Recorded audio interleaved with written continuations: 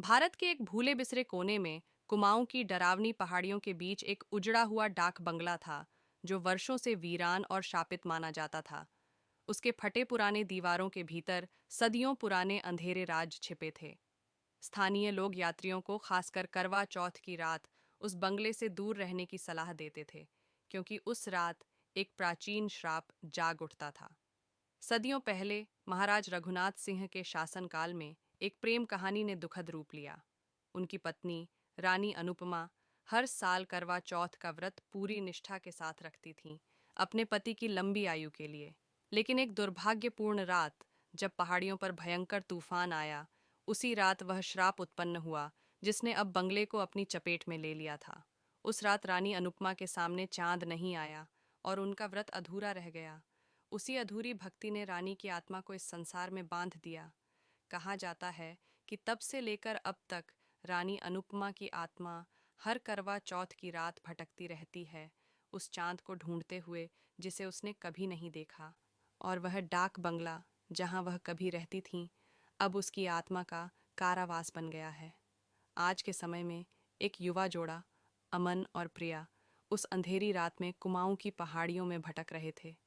अचानक मौसम बिगड़ गया और वे उस डरावने बंगले के पास पहुंच गए। उनके पास कोई और विकल्प नहीं था, इसलिए उन्होंने वहां रुकने का फैसला किया। हमें आज रात यहीं रुकना होगा, अमन ने कहा, अपनी घबराहट को छिपाने की कोशिश करते हुए। तुम्हें कुछ अजीब महसूस हो रहा है? प्रिया ने फुसफुसाया। वह पहले ही महसूस कर चुकी थी कि यह जगह सामान्य नहीं है, जैसे यहाँ की हवा में कुछ छिपा हुआ हो, कोई भूतिया धुन जो दीवारों से टकरा रही हो। जब वे अंदर पहुंचे, प्रिया को महसूस हुआ कि कोई उन्हें देख रहा है। वह भावना धीरे धीरे और गहरी होती गई, खासकर जब उसने करवा चौथ की पूजा की तैयारी शुरू की। उसे एहसास नहीं हुआ कि उसकी भक्ति रानी अनुपमा की उस अधूरी पूजा की छवि बन गई है। आधी रात के समय हवा जोर से गरजने लगी और बंगले की खिड़कियां तेजी से कांपने लगीं। जैसे ही प्रिया ने दिया जलाया, दीवारों पर परछाइयां भयानक रूप से नाचने लगीं। अचानक प्रिया की रीढ़ में एक ठंडक दौड़ गई। एक धुंधली आकृति, लाल साड़ी में सजी, धीरे धीरे अंधेरे से उभरने लगी। उसके हाथों में एक सुंदर सजी हुई थाली थी और उसकी आंखें दुख से भरी हुई थीं। अमन, उठो!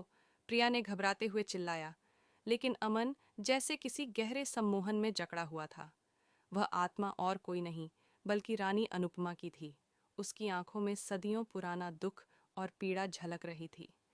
प्रिया, सम्मोहित सी, धीरे धीरे थाली की ओर हाथ बढ़ाने लगी, जैसे उसमें कुछ अदृश्य रहस्य छिपा हो।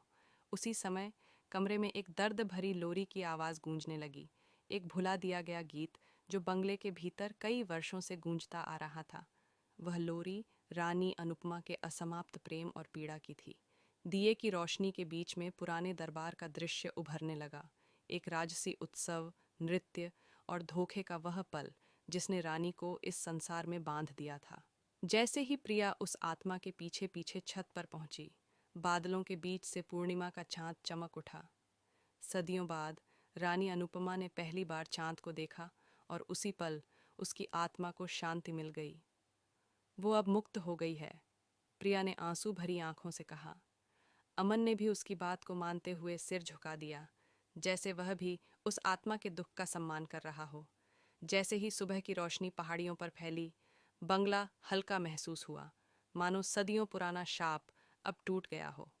अमन और प्रिया वहां से निकल गए, लेकिन वह कहानी अब उनके साथ थी। यह अब एक डरावनी दास्तान नहीं थी, बल्कि प्रेम की शक्ति की याद थी, एक ऐसी शक्ति जो जीवन और मृत्यु की सीमाओं को भी पार कर जाती है। लेकिन कहते हैं, अगर आप करवा चौथ की रात उस पुराने डाक बंगले के पास खड़े हों, तो आपको अब भी रानी अनुपमा की कोमल, दर्द भरी लोरी सुनाई दे सकती है। अब वह शांति से चांदनी रात में अपने मुक्त आकाश को देखती है।